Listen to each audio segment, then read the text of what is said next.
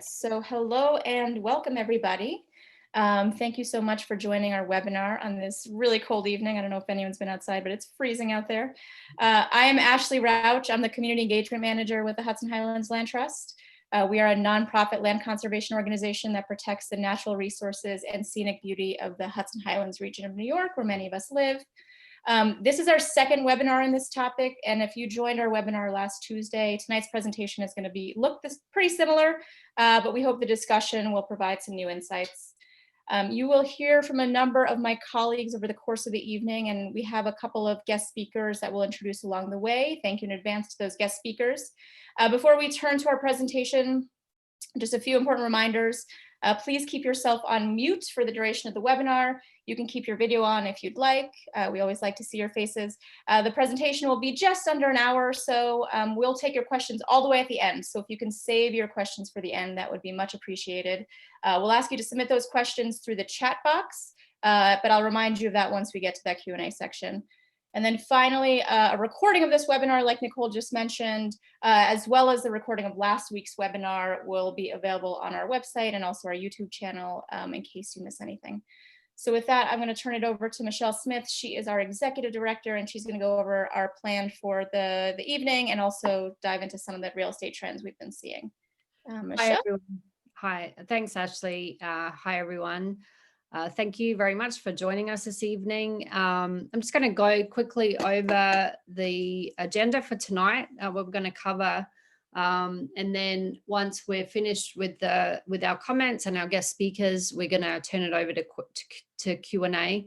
I'm going to start by talking about real estate trends. Obviously, as a land conservation organization, we're always tracking real estate trends. And as you're probably aware, we've seen a pretty hot market in the Hudson Highlands area for single family residential during the pandemic. And the question that we ask ourselves is, what does that mean for development pressure in our area? So I'm going to start talking about that.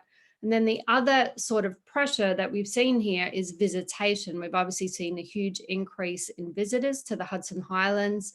And some would say that some areas are suffering from overuse. And that problem of high visitation and overuse is not unique to the Hudson Highlands. It's quite common across the United States. In fact, it's even an international problem where we were already seeing accelerating visitation to parks across the world before the pandemic, and then the pandemic kind of accelerated all of that. So how do we respond to overuse of parks? We don't have to reinvent the wheel because lots of other people have this problem. So that's kind of the good news, is that we can kind of look at what others are doing and copy the best of it. And the case study we're going to go through is in the Adirondacks, who I think is probably a couple of years ahead of our region in terms of planning and managing overuse. And they come up with 6 main areas of managing overuse. We're going to focus on 3 of them.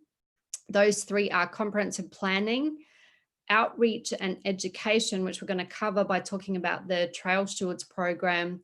We're also going to talk about the importance of funding and personnel to deal with these overuse issues, and then how you and anyone that you know in the area can get involved in helping solve some of these problems.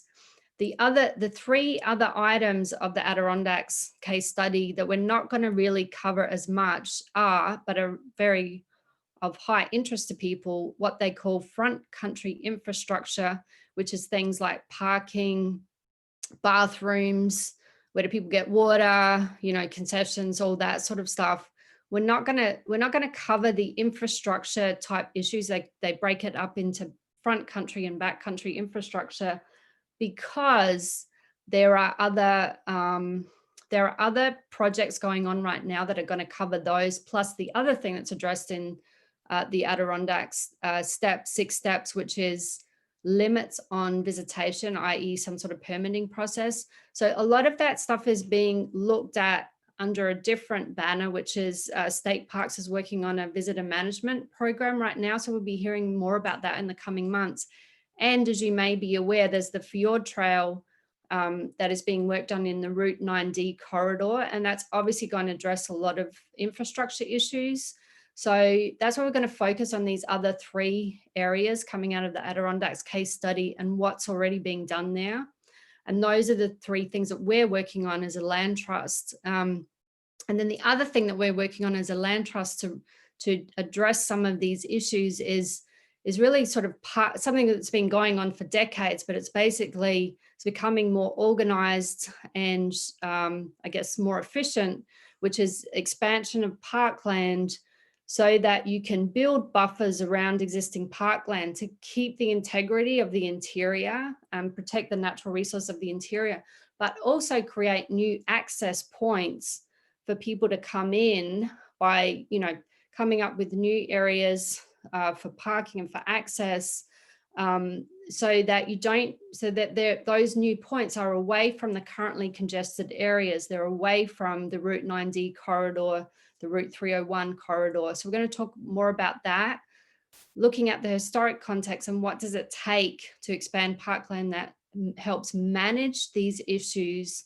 And it's, back to the old, funding, collaboration across many groups, and participation and coordination with the state agencies. And then once we go through all that, we're going to do some Q&A. So first of all, I'm going to start with real estate trends. So why do we look at this as a land conservation organization? We want to know, we're not as worried, we don't worry as much or think as much about sales of existing homes, but the reason that we look at it is because we use it as a guide to say, do we think development pressure is coming? i.e., do we think that there's enough demand for single family homes that developers are going to look at what's going on and want to buy vacant land here to potentially develop into more single family homes or subdivisions? If we look at the data, it's broken down. So we got some data from Houlihan Lawrence. So thank you to them, to Melissa Carlton and Sylvia Wallen, who helped me understand these numbers. But basically, if you look at the red line, that's sales by year. And we have, this is the Haldane School District. We also have Garrison and Putnam Valley School Districts. And the red line is number of sales each year. And you can see, yes, it's above prior years, but it's not ridiculously above. And you can see the median price going up like 10% over the past few years. So it's indicating that that demand is greater than supply. So yes, it's somewhat of a hot market. It's not ridiculously so versus prior years. And we see the same thing if we are to look at the Garrison School District. Sales are up versus prior years, not ridiculously so. There's even been higher years. Prices are up. And then similarly, if we look at the Putnam Valley School District, number of sales actually is up a little bit. Median price is not up. We also look at the same thing for land sales, and we are not seeing, the data is so scant, so we didn't show the charts, but we are not seeing the same demand for raw land. So that tells us something. It tells us that we're not, at this point in time, I'm not saying we won't see it in the future, but at this point in time, that hot market for existing single family has not translated into developers wanting to buy land to build subdivisions. So that's actually some good news. We could all use some good news in this time if we're conservation minded. But that's one piece of pressure on our land that at least we're not as worried about at this point in time. However, then we get to visitation and the increase in visitation, which Ashley is going to walk us through. But that's something different, because that's where we are seeing a lot of pressure on our natural resources. So with that, I'm going to hand it over to Ashley to walk us through first the Adirondacks example. Thank you, Michelle. So not only are more people moving here, but people are also visiting the Hudson Highlands in record numbers. And many of them are coming here because they're drawn to our beautiful parks and trails. So here are a few recent photos that have been shared on our local community Facebook page. This is the traffic around some of our more popular trails like Breakneck and Anthony's Nose. If this is what the car traffic looks like, you can only imagine how crowded the trails have gotten over these past few months. And a lot of these visitors have never hiked before, and they're just being introduced to the Hudson Highlands for the first time. And now that they're where they are introduced, we expect that they will continue to return. So we expect this high visitation to our area to continue even once the pandemic is over, whenever that is. So we recognize that this overcrowding of our parks and trails is a major challenge that needs to be addressed urgently. But this is a problem not only here, but across the whole country.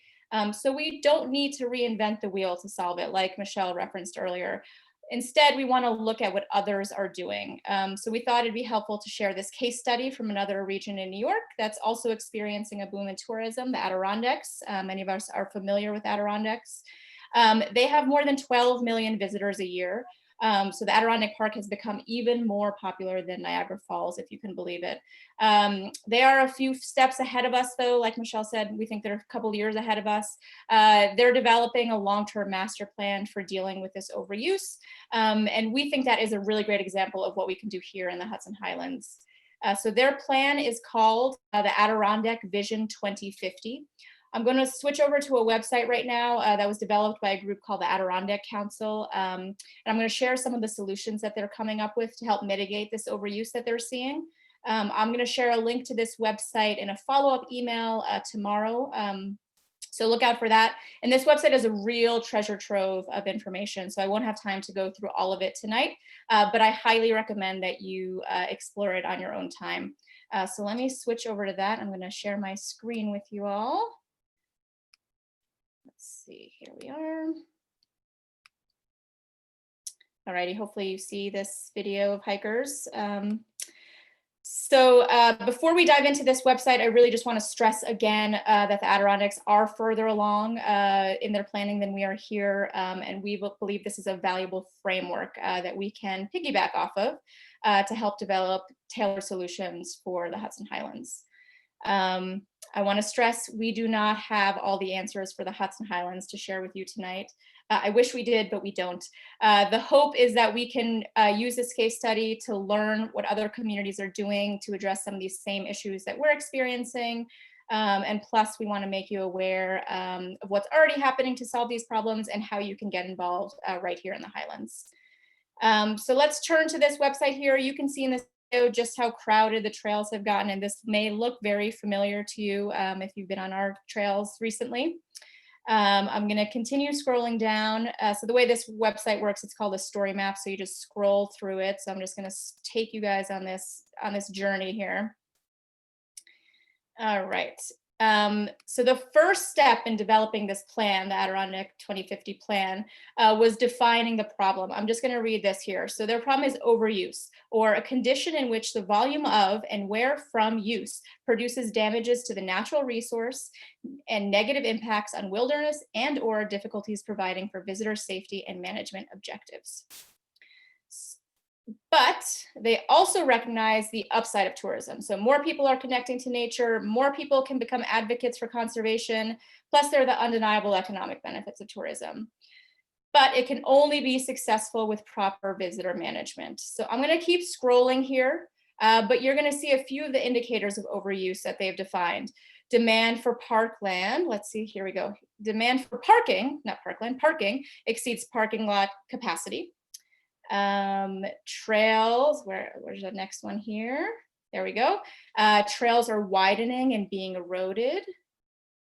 Trash and graffiti can be found along the trails, along with human and pet waste. Yuck. There is reduced water quality, wildlife, and they're seeing trampling of the vegetation near the summits. And so many of these indicators of overuse may seem familiar. So I'm going to continue scrolling down here. Let's see, here we go.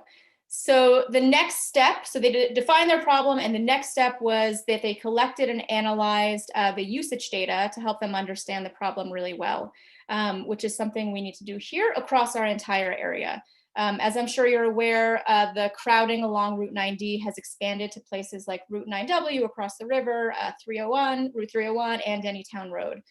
So we really need to capture the data from all of these places, not just the Route 9D corridor. So looking at the patterns of use in the Adirondacks, I'm just going to take you through the data that they've collected. So they see increased visitation starting in the 1980s, especially over the past handful of years. Visitation is highly concentrated over the summer months, peaking in August. But even during this peak season, visitation can fluctuate day to day, depending on weather, holidays. And the visitation patterns are also dependent on external factors like social trends or new policies. So I'm going to bring you to this takeaway here. So looking ahead, they expect an influx of even more visitors over the coming years as a result of the pandemic and economic recession. Again, this all may sound very similar to what we're seeing here in the Highlands. So more data across the whole region, beyond just that Route 9D corridor, will really help us better define our problem and help us identify the right solutions for us. So I'm going to continue going on to their next section here, progress on overuse. So I think Governor Cuomo sums up the problem really well in these remarks. I'm just going to play this 30-second remarks here. See if we can get that to play. Oh, is that not going to work for us? Just give me 1 sec. Let me try reloading this here.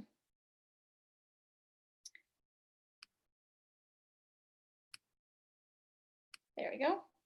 The bad news is the tourism increase is actually creating issues, parking issues, traffic issues, and there's a real question of what's the maximum use of the resources without damaging the resources. It's a legitimate issue. We have to work on it. It's not black and white. We want tourism. We want people to enjoy it. We want the economic development, but we want to make sure we're not spoiling the asset. And that's the balance we have to reach. And there are legitimate concerns. So they've defined their problem and they've collected the data that they need. So now let's get into how they've started to develop the solutions that are going to help them reach that crucial balance that Governor Cuomo alludes to in those remarks. Continuing on here. So last fall, the DEC announced the formation of the High Peaks Strategic Advisory Group.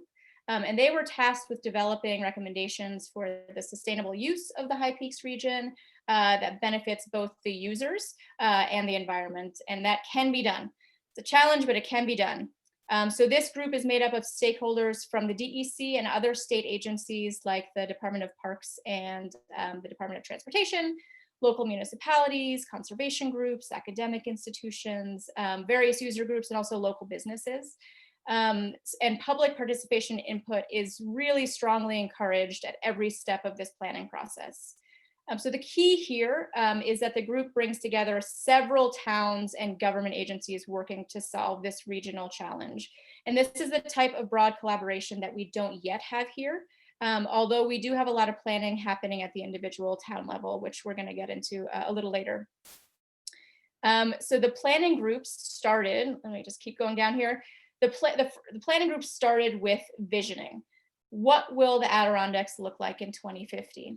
And we think we can do that same visioning exercise here. What will the Hudson Highlands look like in 2050? If we address overuse now, and what if we don't? So now let's see how they are working to make this vision for the Adirondacks a reality. Going on to this last section here. So like I mentioned earlier, this plan is called Adirondack Vision 2050, and it's led by the Adirondack Council. The plan is aimed at solving overuse of the park through comprehensive and holistic management practices that fit into these 6 categories you see here, and Michelle went into these a little earlier. So I want to highlight a few of these solutions and how some of these processes have already begun here in the Highlands, or how others can be applied here in the future. Afterwards, I'll introduce a couple of special guests that we have with us, and they're going to say more on the progress that is being made here. So like Michelle mentioned earlier, we're going to be focusing on 3 areas. Those areas are comprehensive planning, outreach and education, and funding. So comprehensive planning, we'll start there. Comprehensive planning is really, really essential, and I cannot stress that enough. These plans reflect the priorities and concerns of our communities and guide the decision-making of our local officials.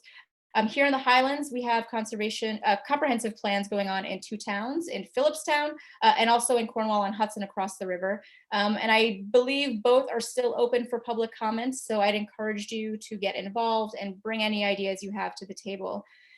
We have Nat Prentice. He is the chair of the Phillipstown Comp Plan Update Committee. He is here with us tonight, and he's going to speak about where they are in the process and how you can get involved. Nat, I'll call on you shortly, but I just want to finish up a couple more things I have to say here.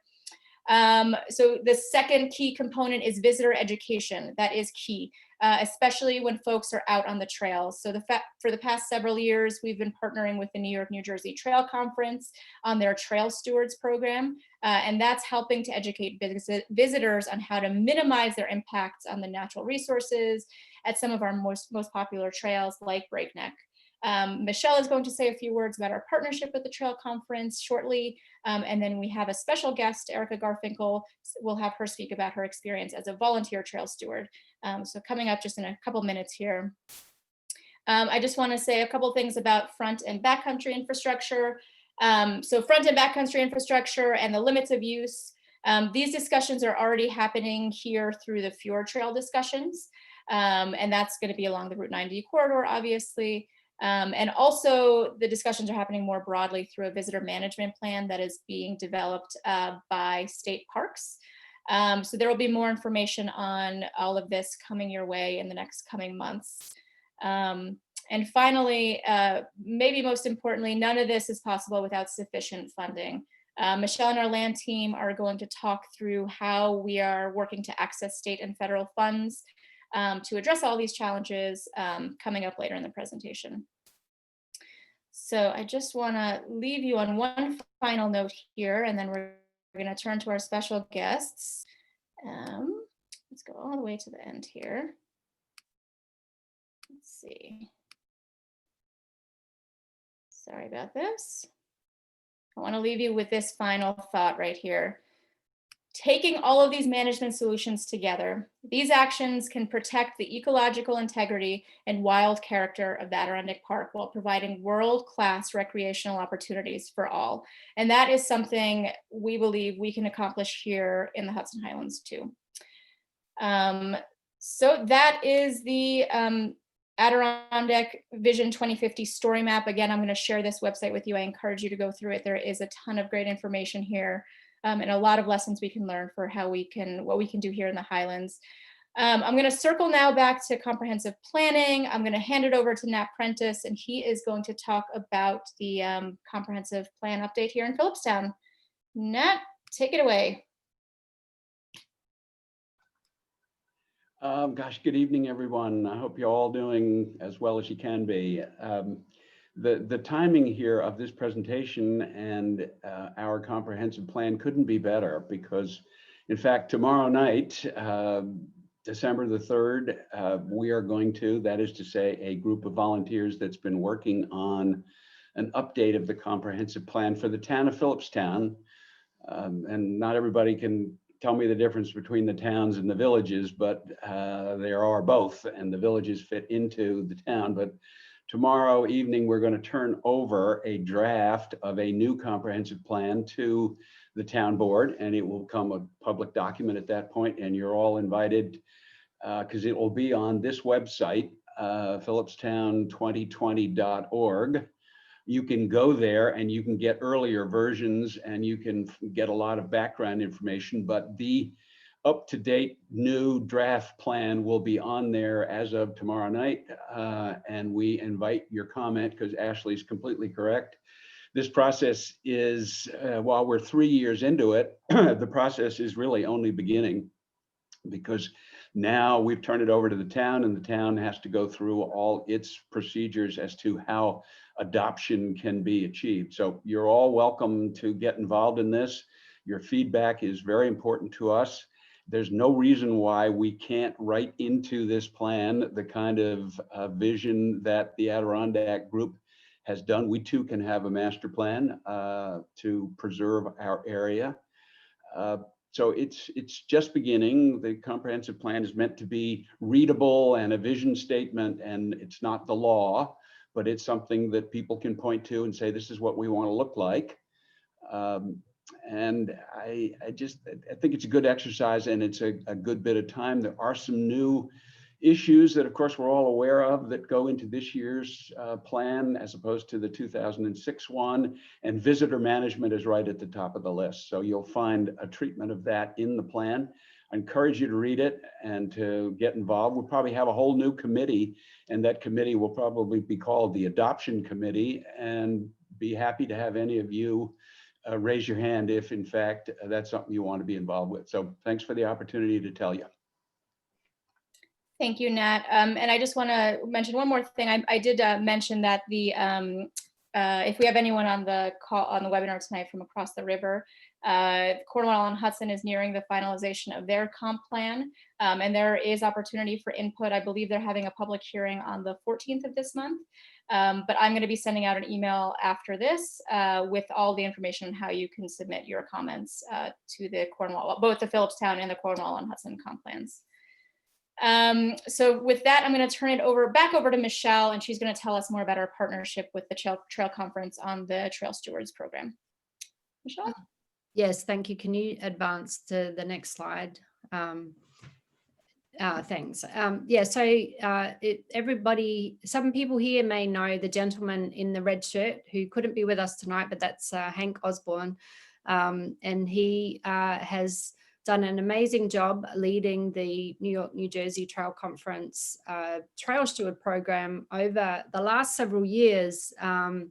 And also to his left, I see Evan Thompson from State Parks, who also has a Trail Steward program that operates at Mount Taurus, whereas the original one from the Trail Conference was at Breakneck. And those were a combination of volunteer and paid trail stewards that operated over the summer and the fall to help hikers that were coming to Breakneck, and also with the State Parks program coming to Mount Taurus, and really helped educate people about the resource. We partnered with the Trail Conference on that program at Breakneck to help educate the trail stewards and consequently the visitors about protecting our natural resources and what can you do to protect our natural resources as you're out there. What we did this year in 2020, working with the Trail Conference, under the Trail Conference's leadership, is expand that to a volunteer trail steward program, because we realize that congestion is not just that 9D corridor where Breakneck is, where Mount Taurus is. It's also the 9D corridor where Anthony's Nose is, which we'll be hearing a little bit more about, and also the 301 and Dennytown Road corridors. They're all getting very busy. And what if we could start a volunteer trail steward program that included people that use the park system, locals who know the park system, to help educate the huge number of hikers that are coming to our area. How do you protect our natural resources while you're out and about?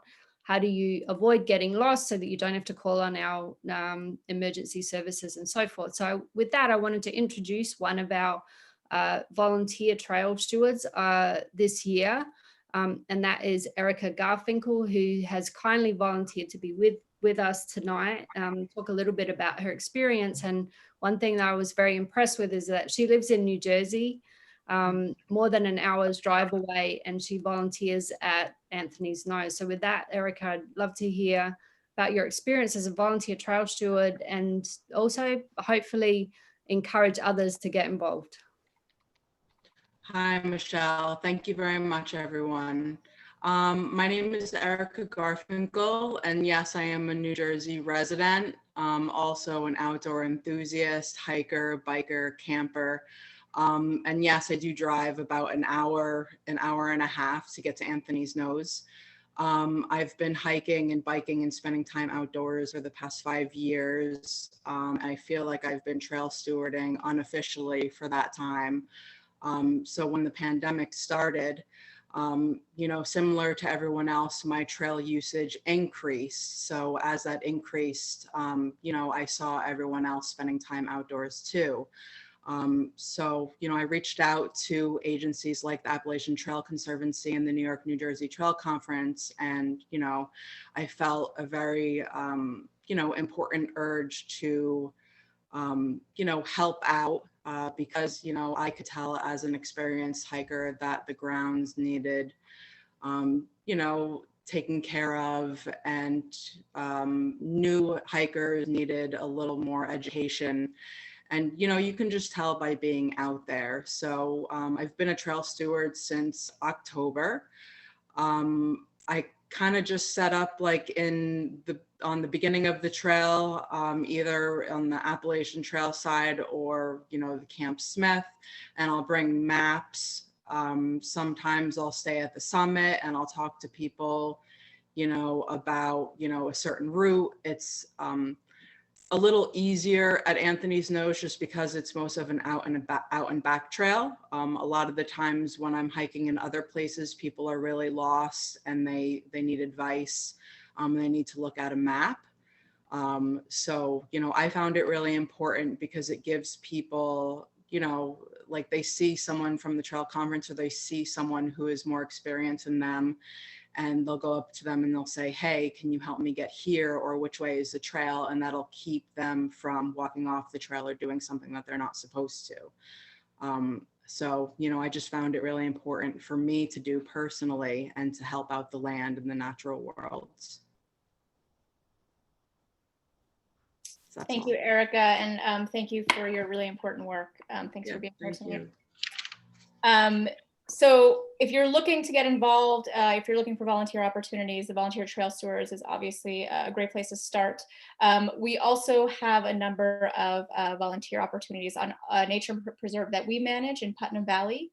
It's called Granite Mountain Preserve. And as a side note, this preserve isn't on the regional trail maps yet, so it's been less crowded than some of these other trails that we've been talking about today. So I highly encourage you to check it out. And we also have a beautiful new trail system that we just opened up earlier this year. So I highly encourage you all to get out there and check it out. So the last thing I want to do here is our natural resources manager, Nicole Wooten. She filmed an update from the field out at Granite Mountain a few days ago. She wants to tell us a little more about the preserve and also how we've worked with volunteers and how they have helped us turn this into a really fantastic resource for the community. So if you just give me a few seconds here, I'm gonna start this Nicole's update. See? Okay. And here we go. We'll switch over to Nicole. And then we have Nicole here tonight, and she is, she'll have more to say a little later in our presentation. So here we go to Granite Mountain Preserve. Hello, and welcome to Granite Mountain Preserve. My name is Nicole Wooten. I'm Natural Resources Manager at the Hudson Highlands Land Trust. And today I'm here to give you an update from the field. So first, a little background. Granite Mountain Preserve is a 400-acre nature preserve owned and managed by the Hudson Highlands Land Trust. And we do that for two main purposes. One is the protection of natural resources like clean drinking water and wildlife habitat. I'm actually standing right near Peekskill Hollowbrook right now. And the second is for passive community recreational activities like hiking and bird watching. So after initially acquiring this land over 4 years ago, we spent over 2 years working with the community to create an accessible recreational space here, complete with parking and a 5-mile trail system that I'll give you a peek of in just a second. And the preserve is located in Putnam Valley, right off the Peekskill Hollow Road. If you hear a little road noise in the background, we're right at the entrance just here. So let's go take a look inside. All right, welcome. We are now inside Granite Mountain Preserve. We've just come up the entrance road here. There's Peekskill Hollow Road in the background. Here's our fabulous parking area and the entrance to our trail system here, as well as our trailhead kiosk, which was created by Boy Scout Troop 41. Huge shout out to the Scouts. So anytime you come visit Granite Mountain Preserve, it's a great idea to check out our kiosk. look for any updates, any new news, and also if you need to grab a paper map, we have those here, as well as instructions on the kiosk as to how to download your own digital version of the map from Avinza, which is a free mapping app. As we enjoy the sunset behind me, I want to give a huge shout out to our volunteers and the projects that they've helped us with this year. So volunteers have always been vital in making Granite Mountain Preserve into a community asset. They've helped with projects from trail maintenance, storm cleanup, I'll talk about that in a minute, to biotic and bird surveys, invasive species removal, even construction projects like creating barriers to stop unauthorized motorized vehicles, and of course, our trailhead kiosk and other exciting projects throughout the preserve. So volunteer help is more important than ever now because we've seen our visitor use increase dramatically since the COVID-19 pandemic as folks flock to natural spaces like this one. So at the same time, like I said, we've had major storm events this year. Over 30 trees, large diameter, have been downed on our trails, and volunteers have worked right alongside HHLT staff to remove those trees to keep our trails clear and keep our preserve active. So they've also helped us this year in alerting when new trees are down and cleaning out the trail drainages, which are also known as water bars. And that keeps our trailway dry and sustainable and protects the natural resources on either side of the trail. And we're also this year working alongside local hunters to help keep our deer population in check. One of our major environmental issues in this area is deer overbrowse, where they remove the vegetation on the forest floor and the future trees. So hunting is one of our best tools for protecting the future of our forest here. So big shout out and thank you to our hunters. And that is it for this update from the field. Please reach out if you are interested in volunteering in the future. And again, huge thank you to our volunteers and to our community for making Granite Mountain Preserve the special place that it is. Thank you all. Great, I'm just gonna stop my screen share here.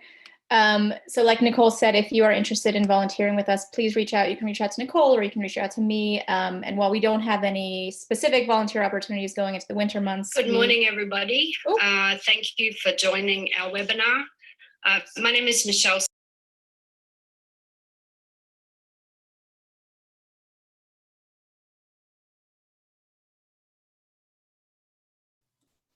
As Ashley works on that little audio issue there, just to complete her thought, we don't have any pressing volunteer opportunities right now as we're going into winter, but we certainly will in spring and going into next year in the summer. So please do reach out. We'll put you on our listserv for volunteer opportunities, and we appreciate any and all help.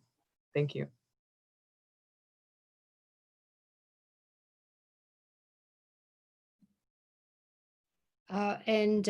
Ashley, I don't know if that was you or me, but hopefully everyone can hear me now. Can you hear me, Nicole? Yes, sounds great. Okay. So the first thing I guess I'll just say is while we've had a huge increase in people visitation to our Hudson Highlands, we have had actually a lower increase this year of deer visitation because of a disease that they had over the summer. And you probably heard about that, but it has lowered the deer population. So our hunting season now is over, and you know, hopefully hopefully the understory will reflect that and come back healthy. But we still continue on the theme of now we're not as worried about deer population, but we're worried about people population and what can we do about that. And one of the solutions that we have that wasn't in the Adirondack 6 steps, but I think is an important one, is the whole concept of parkland expansion. And we do that. We look at parkland expansion. I mean, obviously we already have, you know, thousands of acres in the Hudson Highlands and Fawnstock State Park. I want to, in a minute, I'm going to go into some of the history of that, how that came to be. because that's important to understand, because it helps us sort of look forward as to what we do next.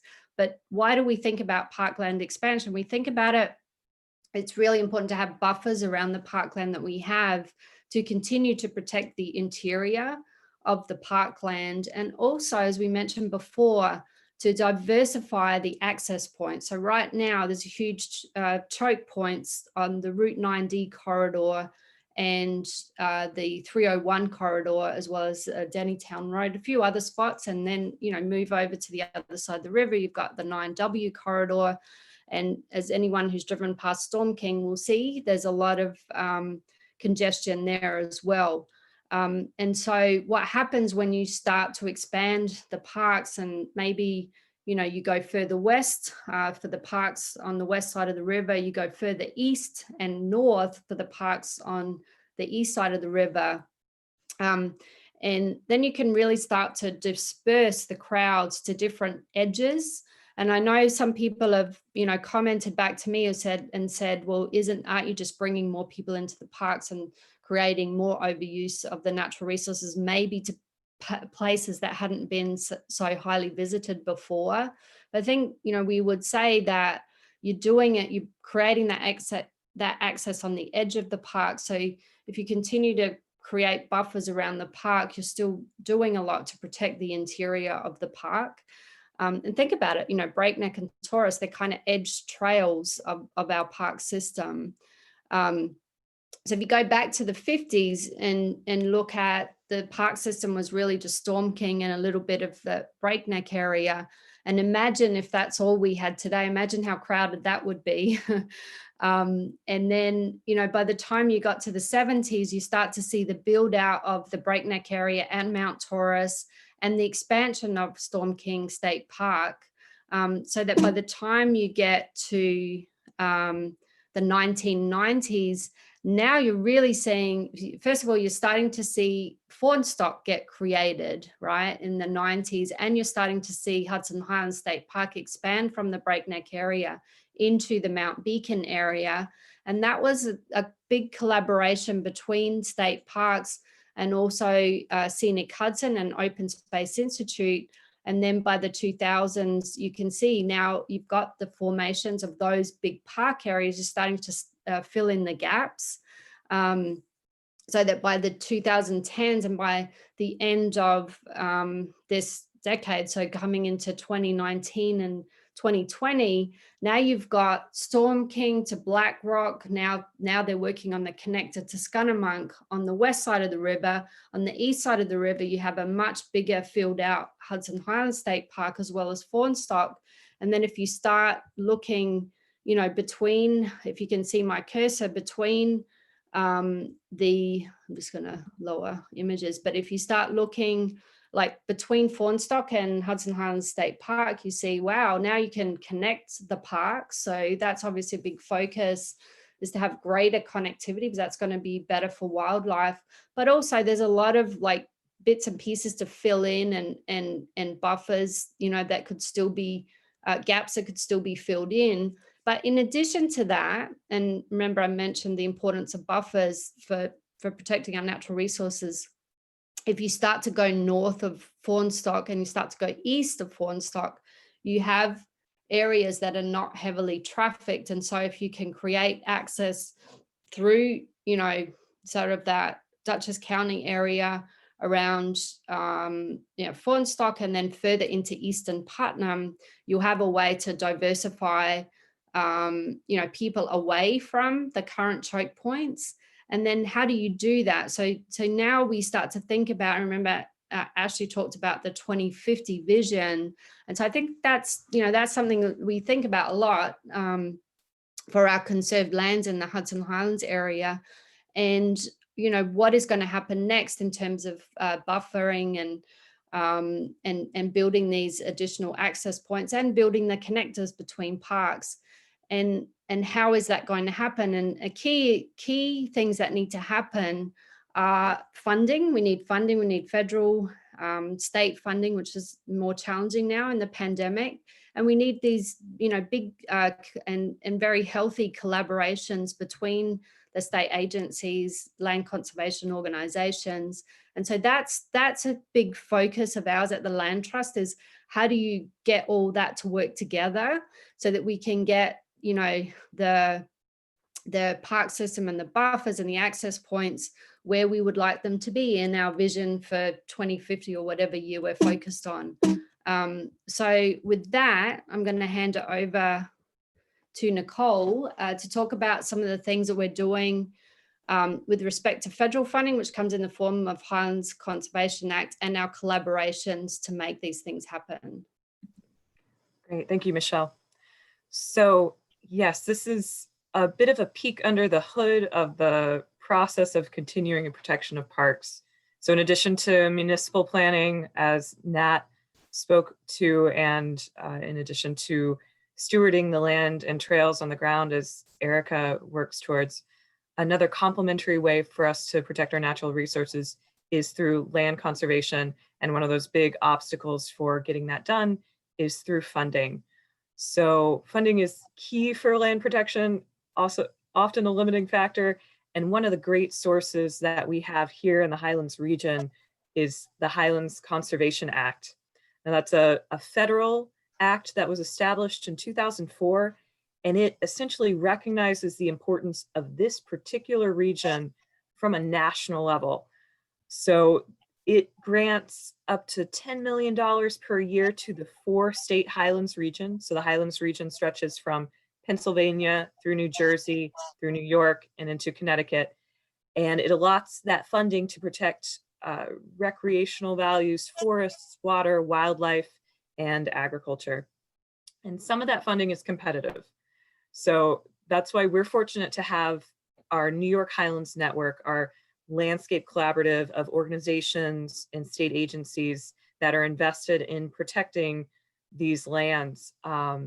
So we're able to prioritize and kind of get ahead in that funding, be competitive, and help to purchase lands that add access points for dispersed recreational use, that add protective buffers to sensitive natural resources, that connect lands and create green corridors for wildlife to move. And as Michelle said, to reduce some of that congestion. So on this map, you can see a few stars in areas where we've had success with the Highlands Conservation Act funding. And some of that includes looking north into, from Putnam into Dutchess County and connecting into other green areas so that we can create those corridors of both recreational lands as well as wildlife connectivity corridors, places where wildlife can move, especially in light of climate change pressures. So trying to think about this area holistically. So thank you, Michelle, for advancing. As you can see in the brown line here, we have the Appalachian Trail, many of you are familiar with. Now the purple line is the Highlands Trail, and the Highlands Trail is envisioned as a 4-state, 600-mile long trail that when it's complete, it'll showcase the natural beauty of the entire Highlands region. So these corridors with the Appalachian Trail, we've already seen it's a proven success in responsible co-alignment of recreation and of wildlife needs. So people and wildlife are able to use these lands to recreate and to coexist. And the Highlands Trail, back to that, is already 95% complete in Western New York. And in Eastern New York, it's on the ground in places like Fawnstock and Wonder Lake State Park. And there's planning in progress for the rest. That's where you can see the light purple on the right side of your screen. So that Highlands Trail, once it's complete, it'll help pull traffic east into Putnam County, thus dispersing use, encouraging economic development, ecotourism to the east, all while protecting that corridor for wildlife movement in the future. So if you'd like to learn more, we will be releasing a story map on our website soon. So please keep an eye out, HHLT.org, stands for Hudson Highlands Land Trust.org. And yes, beyond federal funding, we also really rely on state funding. So I'm going to pass the mic back to Michelle to talk about that. And there's a preview of our story map. All right, yeah, so just back on the story map, that'll be launched on our website. Do you have a time frame for that? In the next couple weeks. Yeah, in the next couple of weeks, so people get a better understanding of what's happening with the New York Highlands Network, how we're addressing some of these issues. And then just on, state funding, because I think, there's sort of a perfect storm brewing here, which is not a good situation, which is that we have this overuse problem, but we also have a state that's in a budgetary crisis.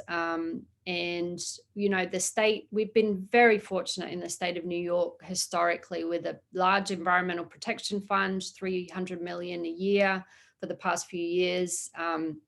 The Clean Water Infrastructure Act, providing money for land conservation to protect water supplies, New York Parks 2020.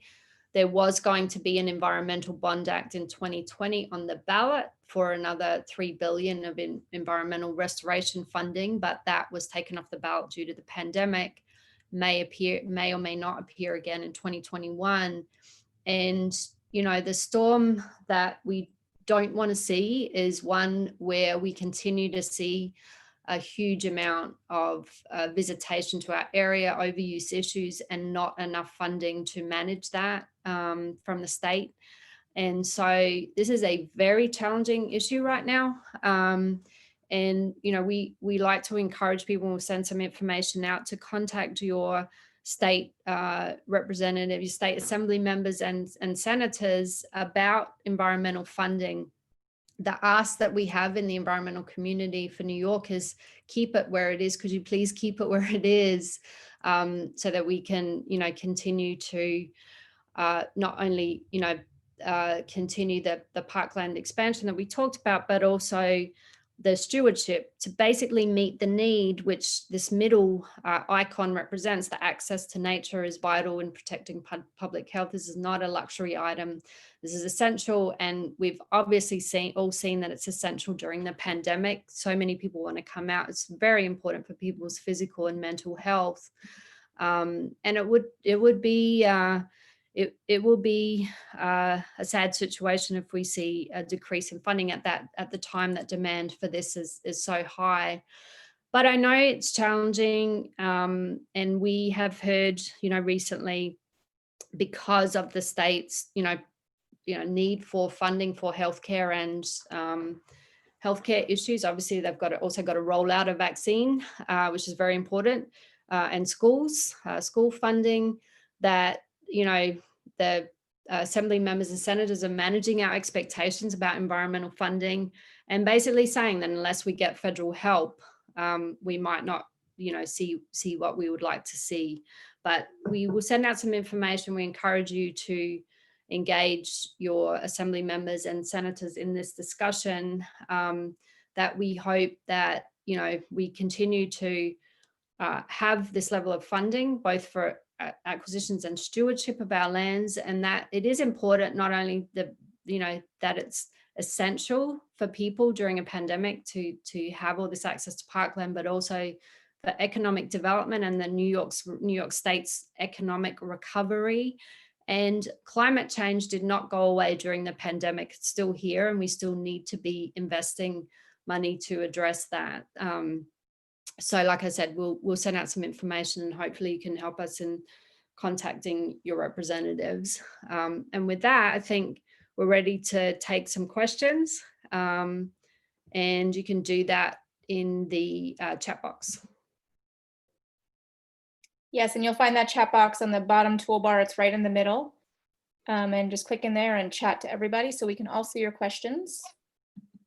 We already have a few comments from Lissa. Thanks for your comments. Also from Madeline, some firsthand observations from the Adirondacks. Thank you for those. We have a question on the Phillipstown comp plan. And I think this is for Nat. So Nat, get ready. Are Scenic Hudson OSI, are they involved with the comp planning process? I know the Hudson Highlands Land Trust is, but Nat, maybe you can. We've tried to get around everybody, but it's been sort of an abstract, it's been an abstract conversation so far. We need to reach back out to those groups, and we're very hopeful that all of them, so if you're associated with any of them, will read our plan and will comment on our plan and will be involved. So it's we've started the process. We've got a lot more work to do.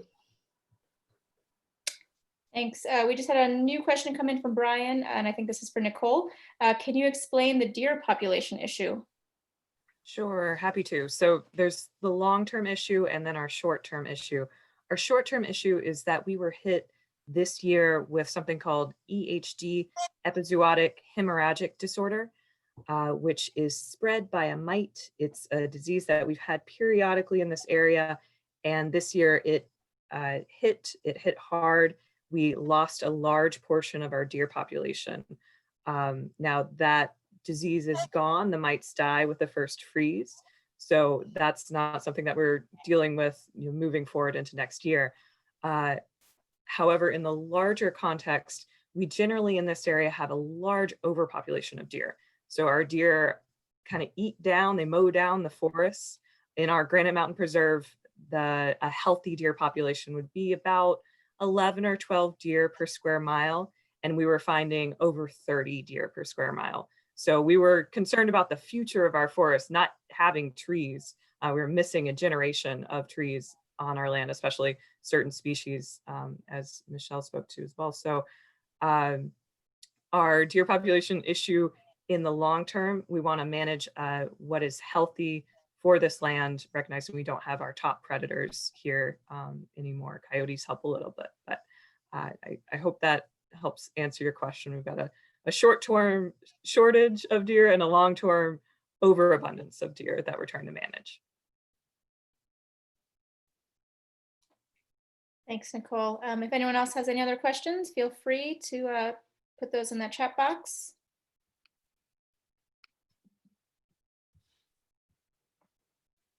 Oh. Let's see, we see a few coming in. With the coming fjord trail and associated increase in visitors, will the various crowd management solutions be implemented before the fjord trail visitor volume increase hits? I don't know the answer to that. Michelle, do you want to speak to that? I mean, the fjord trail is still a ways away, and I know that Linda Cooper's on. I don't mean to put her on the spot, but I know that Parks is already working on a visitor management plan that I anticipate will come in before the fjord trail, because the fjord trail is still under construction. So my thinking, and Linda, feel free to chime in, is that will come in, the state parks visitor management will come in before the fjord trail. That's certainly the intent, Michelle, is to be able to at least get some of the implementable actions in, as the fjord trail is going to be phased over a long period of time, to be able to just work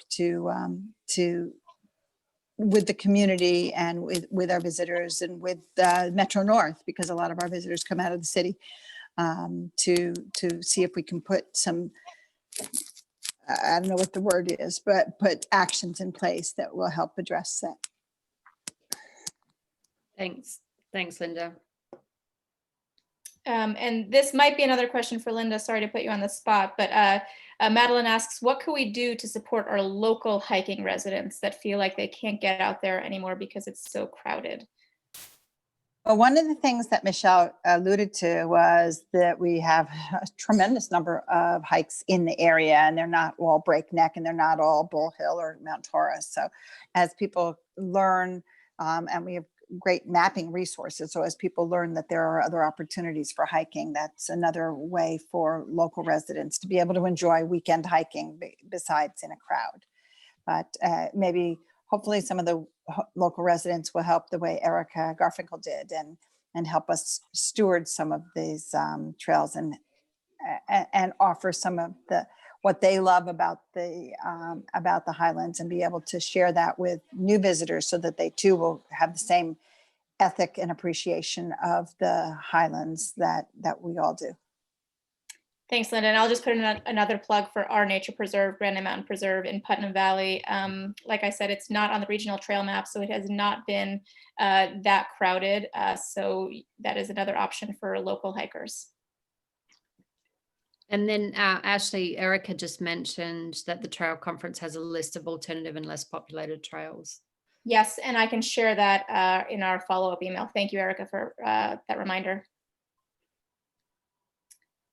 We have another question from Holly. Are there bathrooms available for all the hikers we're getting? Do we have enough bathrooms? How does that get dealt with? Is that the town level, the county level, or the state level? So I'll probably drop, you want me to just jump in on that one? Yes, as please. well from the state?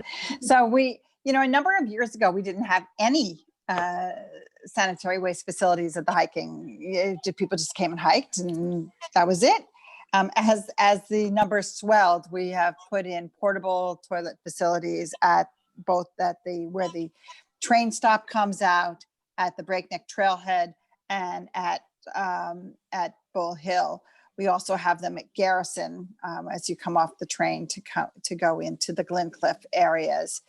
We are looking into putting in a real comfort station facility at Little Stony Point, and we'll be working on that. We're in design at this point right now, and have already reached out to the community about the possibility of hooking into sewer and water. And we have in the Fjord Trail, there are some composting toilets that are set up along near the Breakneck rail stop. So yes, facilities are an important part of dealing with this large amount of visitation. Thank you again, Linda. I haven't seen any other questions come in. Any other last questions? And you can always follow up with an email if you do have any questions that you think of as soon as we log off here. You all have my email address, so feel free to reach out if anything else comes up.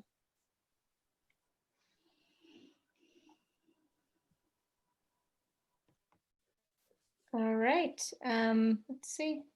I think that's it. Michelle, do you have any closing remarks?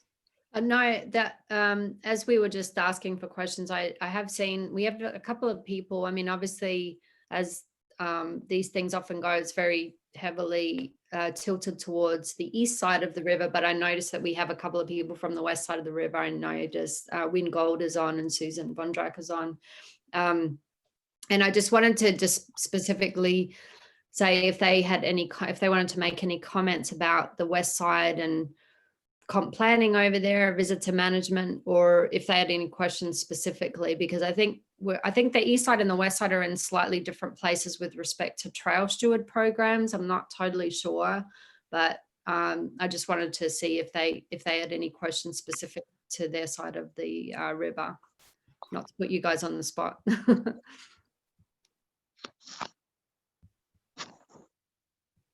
Hi, Michelle. Hi. This is Brienne from Clea Oh, Dacus. yeah, as well. Sorry, I did. Yes, thank you. Thank you for speaking up. Another West Sider. Yes. Yes, another West Sider. Exactly. No, we've been listening to your webinars quite eagerly, actually, and thinking a lot about doing something similar to these webinars over on our side, because in fact, we're experiencing very similar overuse issues. Storm King Mountain, the issues on the highway around the mountain are, the parking issues are kind of crazy, and it's extremely dangerous, even more dangerous than Breakneck, I think, on 9D. People park in really crazy hairpin turns, and it's quite unsafe. Black Rock Forest, we're small, we're private, we're not state, we don't have state funding, as you know, but we are experiencing an extremely high traffic. It's putting tremendous pressure on our forest crew, trying to maintain the trails, trying to deal with trail erosion. Even during hunting season, we're going to have volunteer staff man the entrances, because we're experiencing 20 to 30 people a day trying to access the forest, who don't seem to understand that closed actually means closed. So all of those things are real challenges, and we're trying to figure out how to deal with the funding for it. So all of the same issues, I think, are impacting the parks on our side. And I'd like to see some of the same kinds of organizational efforts, regional organizational efforts on our side as well, and maybe more collaboration between the East and West and learning between the two sides. I think that would be great. Yeah, thank you. And I'm very impressed with the volunteer efforts that you have as well. We found that having staff at our entrances and doing a lot of site education made a big difference. Great, thank you. I think site education is one of the key components to all of this. Agree, yeah.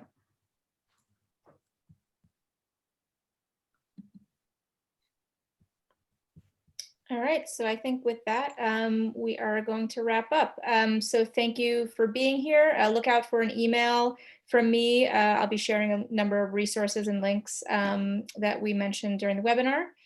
I should get that out to you tomorrow. In the meantime, have a great evening, and thank you again for joining us. Take care, everyone. Bye. Bye.